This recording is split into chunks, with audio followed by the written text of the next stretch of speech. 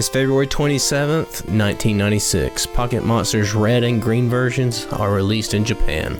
Players pop the game into their Game Boys to start their journey in Kanto. Many are hoping to catch all 150 Pokemon, but unbeknownst to players and even Nintendo, there is a secret 151st Pokemon added in secret by two members of Game Freak. This Pokemon couldn't be caught by conventional means, but would greatly influence the success of the franchise to this very day. This is the story of Mew. After 6 years of development, Pocket Monsters Red and Green entered an extensive debugging process by Nintendo. When the debugging tools were removed, 300 bytes were left on the cartridge. Game Freak founder Satoshi Tajiri was inspired by arcade game rumors from his youth and wanted to add that same magic to Pokemon. Pokemon programmer Shigeki Morimoto was then tasked with designing Mew's sprite. Morimoto also made Mew's stats, Pokédex entry, and cry. All of Mew's assets barely fit on the already packed game, but Morimoto got it done. When Pokemon Red and Green finally released in February 1996, sales fell below expectations. It wasn't until players discovered the closed menu select glitch. The select glitch allows players to swap any Pokemon or move set through menu manipulation. Not long after release, players began obtaining Mew through this glitch. This would be patched out in Western releases. Nintendo was furious that content was added after an expensive debugging process, but this quickly subsided after an uptick in game sales. The news of Mew, the 151st Pokemon, quickly made the rounds through school playgrounds. Pokemon sales then exploded. In the May 1996 issue of Core magazine, Game Freak announced the legendary Offer Mew giveaway of 20 Mews.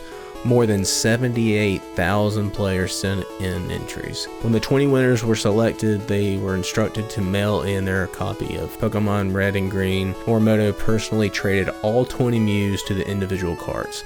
Each had its own ID number 001 through 0020, making this the rarest event Pokemon released to this day.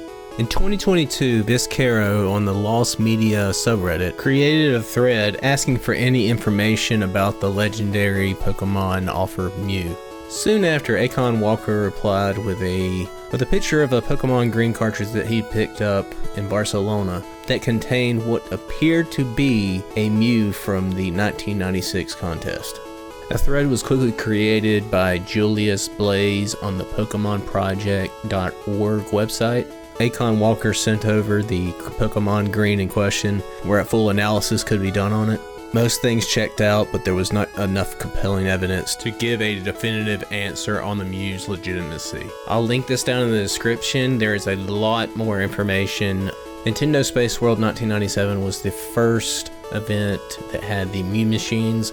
There was also 100,000 Mews that were going to be given out at SpaceWorld.